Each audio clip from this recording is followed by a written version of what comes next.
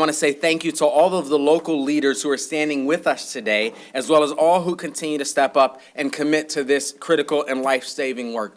Mayor Fry, we are still grieving with Minneapolis, and we continue to send our prayers and support to the Annunciation families and the entire city of Minneapolis. We want to thank you for being with us, and we want to tell you we heard the city of Minneapolis when we heard loud and clear those families say, pray with your feet.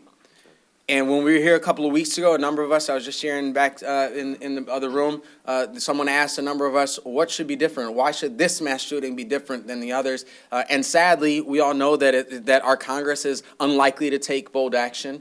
And we all know that there's an uphill battle. Our governor has said we need a special session, and we have legislative leaders who are fighting to push for a special session, but we still have an uphill battle for bold action to come out of this space. So that means local leaders have to stand up and act. We have to do something different, and I'm proud to be a part of a local collective of leaders who have said we are going to do something different. We are proposing in all of our cities, moving forward, we will be proposing a set of policies that will do 4 simple things, that will ban the public possession of assault weapons, that will ban those devices that turn regular guns into machine guns, that will ban guns in libraries and parks and rec centers and sensitive civic spaces, and that will require every gun to have a serial number. Those things have 2 things in common. One, most Minnesotans, the vast majority of Minnesotans, think that's the bare minimum of what we ought to be doing on guns. And 2, there are a number of leaders right here in this building, in our legislature, who says that's far too much. That's absurdity, and we have to make sure that we make that plain. We have asked, and we're asking again, for our state to either act and set those things into law statewide, or remove the preemptions that prevent cities from being able to implement these laws in ourselves.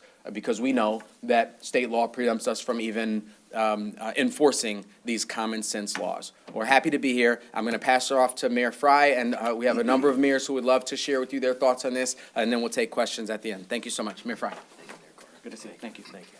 Mayor Carter, thank you for the bold action and for moving your feet, and also for your support of families throughout Minneapolis that have suffered so greatly over the last couple of months. In the Annunciation shooting, hundreds of rounds were fired by a military-style weapon with a high-capacity magazine. By the way, these guns and that magazine, they were obtained legally. That is precisely the problem. And we as mayors are trying to make a difference, because here's the thing, we're the ones that get called at 1:30 in the morning because yet another kid has been gunned down. We're the ones that have phone calls and meetings with grieving family members who are suffering deeply because of gun violence. We know what the answers are. The answers are to get these weapons of war off our streets, to ban high-capacity magazines, to ban assault rifles, and if the federal and state legislatures aren't able or willing to do it, give us the ability to do it ourselves, because we have a deep responsibility and obligation to keep our city safe. Like St. Paul, Minneapolis is preparing an ordinance to take effect the moment that the state's firearm preemption law is lifted. I want to thank Councilmember Oreen Chowdhury, who's with us, who is ready to bring forward that necessary legislation that, of course, I will sign the moment it hits my desk. We are ready to act. What we are saying is move your feet with us. Act with us so that this kind of thing never happens again. There is no higher duty. And with that, I will turn it over to my good friend and the mayor of Rochester, Kim Norton. Thank you very much. It was an honor and privilege to drive up here today to stand with these wonderful folks behind me. As city leaders, it is our job to care about the people who live in our community. Preemption has tied our hands at being able to take action to protect the people that we care about. Back in 2015-16, when I served in the legislature, I carried 4 pieces of legislation, not exactly as we have here today, but different common sense gun laws that would help us to be able to take some control over these issues. I couldn't even get a hearing. And yet here we are today after the tragic shooting at Annunciation Church, facing these very same issues over and over again. So I stand here ready to fight with these folks, to put some rules in our own cities, and hope and pray that folks at the Capitol take the action that they must take, and at Congress to take the action they must take so that we can protect our residents. I have the privilege of introducing the Bloomington Mayor, Tim Bussey, who's going to speak next. Good afternoon. I'm Tim Bussey, Mayor of the City of Bloomington. I'm proud to be here with my fellow mayors and community advocates to speak on this very important topic and to call to action, to emphasize this call to action. It's not hyperbole to say that we are in a clear and present danger situation. We have weapons of war on our streets, in our schools, in our places of worship, and the call to action is now. Since the tragic shooting at the Annunciation Church in Minneapolis, Minnesotans have made one thing clear. Inaction is not an option any longer. We must do something. And if state and federal leaders don't act and won't act, cities absolutely will. Cities will lead on gun violence protection in one simple way and one simple reason: we're the closest to the problem. And we are closest to the solution in so many ways. Our law enforcement and our local health officials are on the front lines. They respond to shootings. They comfort grieving families. They manage the trauma that ripples through the neighborhoods after these shootings. That proximity creates urgency, and it creates accountability. And that urgency is very paramount right now. We can't let this issue be lost in the endlessly ridiculous news cycles that happen. This needs to stay at the front of everyone's mind and be a priority for the state of Minnesota and for the United States. Unlike state and federal governments, cities don't get bogged down in gridlock. We can't afford to. We pilot programs, we adjust policies, we implement ordinances, we get the work done. And when cities succeed, states often follow. Giving cities the authority and resources to lead can spark solutions that scale up, creating models for regional and national reform. In short, we mayors aren't asking for permission to keep our residents safe. Cities do that every single day. What we are asking for is the opportunity to put in place specific common sense legislation, ordinances in our own cities that will keep our residents safer. And to do that before we're standing here again. That's right. With that, I would like to introduce my neighbor to the north, the mayor of Richfield, Mary Supple.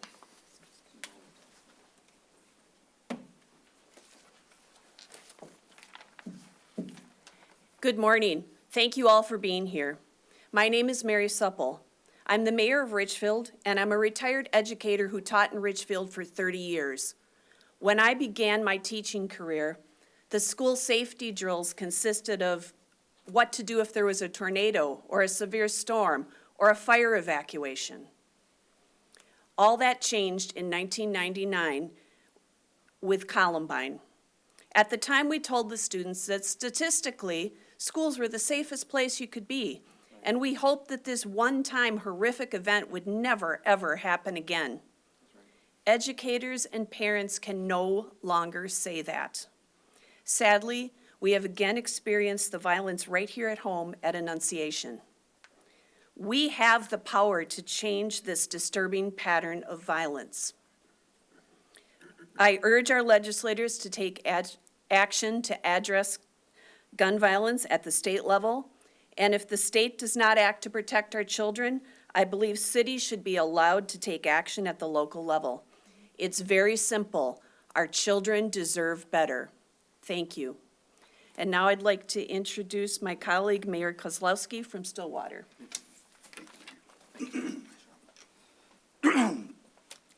Thank you, everybody. Ted Kozlowski, Mayor of Stillwater.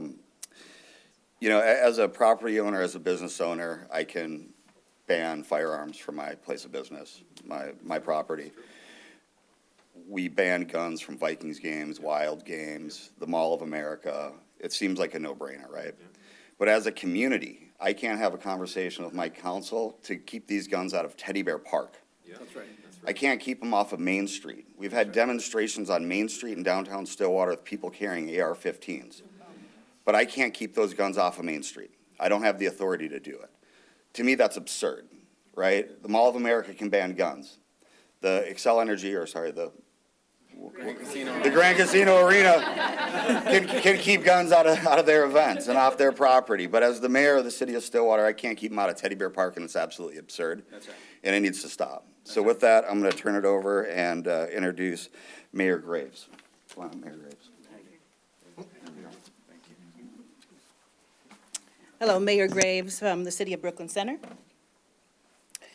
There's a frame of mind we've been asked to live in, one shaped by grief, by sirens, by the quiet ache of another headline that sounds too much like the last. In Minnesota, we've lost children in churches, neighbors on porches, futures in flashes, and still we're told to wait, to mourn, to hope someone else will fix it. But I say this, we're not just witnesses, we are architects. That's right. We are the ones who shape the future and the frame. We're the ones who decide whether our laws reflect our love, whether our policies protect our people, whether our silence becomes action. This is our moment to shift the frame from reaction to prevention, from despair to determination, and from thoughts and prayers to votes and bills. That's right. Let us write laws that honor life. Let us demand background checks, safe storage, community investment, and a ban on weapons of war in our neighborhoods. Let us build coalitions as strong as our sorrow. Let us turn pain into policy. Because healing is not passive, it's presence, it's power, it's people standing together, speaking truth, and reshaping the frame. So today I ask you, don't just feel, act, don't just grieve, lead. Let us be the ones who change the narrative. Let us be the ones who shape the laws. Let us be the ones who say no more and actually mean it. That's right. And with that, I'd like to introduce my friend, Mayor Hanlon from Hopkins. That's right.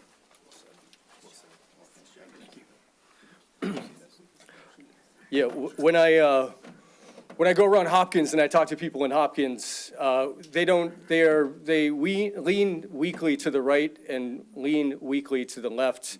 We are strong centrists in our city. And these kids that died at Annunciation and across this country were not Republicans and they weren't Democrats.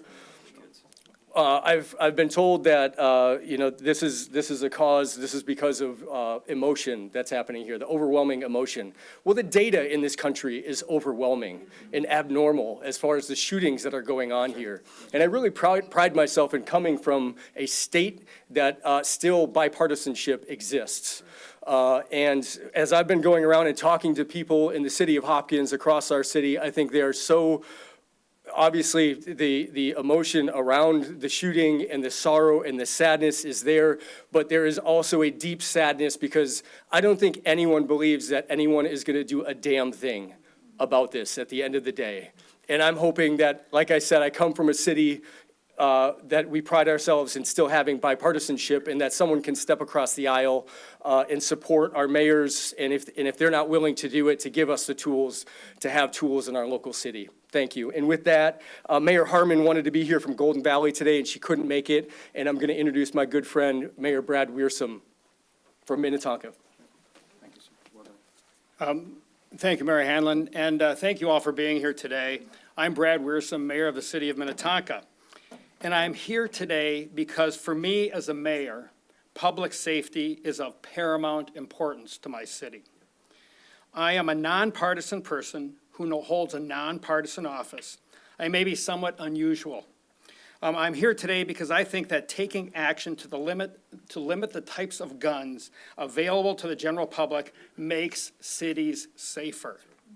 I am not anti-gun. I do, however, support restrictions on the availability of assault weapons, binary triggers, armor-piercing bullets, and other particularly virulent types of guns and ammunition. These limits are not contrary to the protections provided by the Second Amendment of the U.S. Constitution. None of the technologies that I just described were even invented at the time the Bill of Rights was adopted. That's right. While I think that these recommendations are straightforward, common sense restrictions, it is never so simple. What seems to be common sense to some is a highly divisive political issue to others. I'm a political moderate who believes that taking some action is absolutely essential. The 4 actions that are collectively supported by the mayors here will not stop horrific gun violence. They will make our residents modestly safer and will potentially reduce the severity and virulence of future shootings. That is not a solution, but it is a rational, incremental step forward to making our cities safer. Cities need to lead, and leaders need to lead. Let's get this done. That's right. And with that, I will turn it to Councilmember Dewan.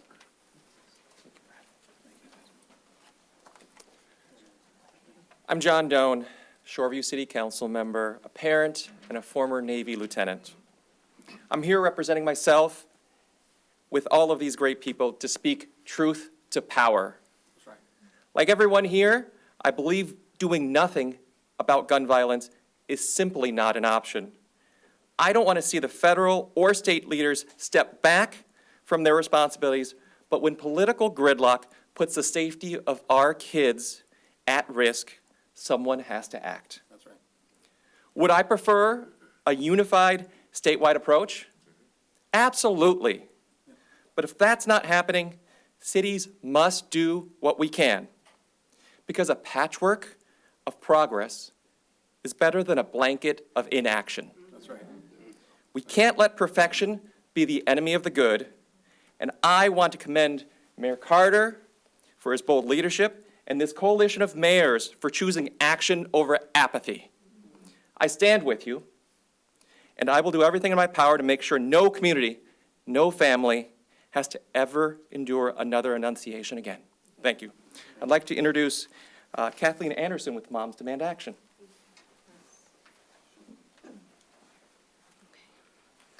Good morning, everyone. I have to confess that the emotions of the last 6 weeks have caught up to me with the frustration and the sadness and just the weight of it. So it's felt really good to arrive today and see so many familiar faces and people that are fighting for the same things that we've been fighting for years, not just the last 6 weeks. My name is Kathleen Anderson. I'm one of the chapter leaders for Moms Demand Action in Minnesota, and I organize out of St. Paul. I came to this volunteer work from my experiences as a clinical social worker who sat across from families whose lives have been upended by gun violence or the persistent threat of gun violence. Those psychic wounds run deep and impact individuals, families, and communities long after the headlines have faded. It's been a month and a half since the Annunciation Catholic School shooting. 5 weeks since I stood at this very same lectern with many of the people behind me. 2 weeks since I stood on the steps of the Capitol with Annunciation moms. 2 children were killed in a place that should have been their sanctuary. Their classmates, teachers, and families are forever changed. We, as Minnesotans, are forever changed. And since that tragedy, Minnesotans have made one thing clear: we cannot look away. The families are begging us, do not look away. And the mayors aren't looking away. Everyone here has reached out to us, thanked our volunteers after events, and offered to help. They are united in saying enough is enough. Local leaders should have the power to protect their communities, but right now, Minnesota preemption laws stop them from doing so. It handcuffs cities and counties, blocking them from passing their own gun safety measures, even basic common sense ones like banning assault weapons, requiring secure storage of firearms, and keeping guns out of rec centers and libraries. Businesses recognize that guns on their property carry great risk to their customers and their bottom line. Insurance companies recognize that guns on their property offer great risk. The gun lobby is the only one who benefits from these laws, which is why they lobbied successfully across the nation beginning in the 1980s. Today, 42 states across the nation have these preemption laws on the books. So if a mayor wants to take action to protect children in their own city, they cannot. The status of these laws is not leadership, it's obstruction, and it's also intentional intimidation, seeking to punish those who attempt to reduce gun violence in their communities, and it's costing lives. If the state refuses to act and continues to avert their eyes, local government must be allowed to. This call for action is part of the larger movement that is sweeping the state, from survivors to medical professionals to teachers to the faith leaders who have been gathering for the last 7 days in action and prayer. In just a few moments, these clergy members, who represent more than 900 faith leaders across the state of Minnesota, will close their week of prayer right here at the Capitol. They've shown us what moral courage looks like, and now it's time for our lawmakers to match it. Children should not have to be practicing lockdown drills at schools instead of their spelling words. Parents should not have to wonder if their children are going to be coming home from school. And local lawmakers should not have to be begging for the authority to keep their residents safe. Governor Walz and our elected leaders, we are ready for action. We have been begging for action. Please give our local authorities the power to do what they feel is necessary to keep their residents safe. Okay, and with that, we are honored to have some of our high school activists here to talk about how they feel about these issues. So, there you are, Tajan, there you are. I was looking around. Come on, Tajan. Thank you. Good morning. My name is Tajan Davis, and today I'm representing Face to Face Academy. I feel like nowadays we don't know who has a gun and who's not. And as somebody who takes bus transportation, you can't really tell who's carrying or if you're gonna make it home or make it safe to any place that you can feel safe or comfortable. Well, it's home or your grandparents' house, somewhere you feel safe. I feel like we need change, and I feel like our mayors are the one that can help us. All right. Thank you, sir. I'm Jay Dreher from Face to Face Academy, and I'd just like to say that it's time to stop gun violence. No matter what your political views are, we have all been affected by this, and it's a scary place where people can have access to something that can take someone's life so quickly. And you can never get that life back, and that's just something that is so hard to grasp for a lot of people. And I know that it's time to take a stand against gun violence. Just weeks ago, we experienced children in a school, in a church, praying, who had bullets rain down on them through a stained glass window, so fast they didn't have a chance to run or hide or fight or do anything. Those 7-year-olds, those 8-year-olds, those 9-year-olds, those 10-year-olds knew that they had to do anything they could to protect Minnesota children from gunfire. And that's the exact same thing we are asking from our legislative leaders. I want to say thank you to some of the folks who are here today. I definitely want to say thank you. So in the next coming days, we will present some language around ordinance language. I want to say thank you to St. Paul Ward 1 Councilmember Anika Bowie, who's here today. I want to say thank you to Ward 3 Councilmember Sarah Jost, who's here today, and the rest of the members of our city council who are poised to introduce this language in St. Paul in very short order. And I certainly want to say thank you to our city attorney, Lindsay Olson, who has taken the lead in drafting in drafting these ordinances, and a big thank you to Professor Megan Walsh at the Gun Violence Prevention Law Clinic at the University of Minnesota, who has helped us make sure that this ordinance language is well written. Again, not just for St. Paul, but for all of the cities that are here. Thank you all for coming out. We're happy to take any questions. Have any of the mayors communicated with House Republicans? The public safety chair in the House has basically said he doesn't support repealing preemption law. I would imagine if somebody wants to speak more specifically to this, I know a number of us have spoken specifically to many leaders of the legislature who represent us, and that's why we have to take action at the local level to be able to say, one, we're not willing to accept no change whatsoever, and if some of the leaders who hold the gavels in this space, and again, I want to say we appreciate and support the work of Governor Walz, who has called for a special session. We appreciate those legislators who are supporting that call. But if there are going to be folks who hold gavels in this building who say we're not going to do anything different as a result of seeing children being murdered in our schools, well, that's not acceptable. That's why our cities have to act, and frankly, that's why we have to have a conversation that goes beyond the walls of this building to outline the absurdity if the basics, like saying every gun has to have a serial number.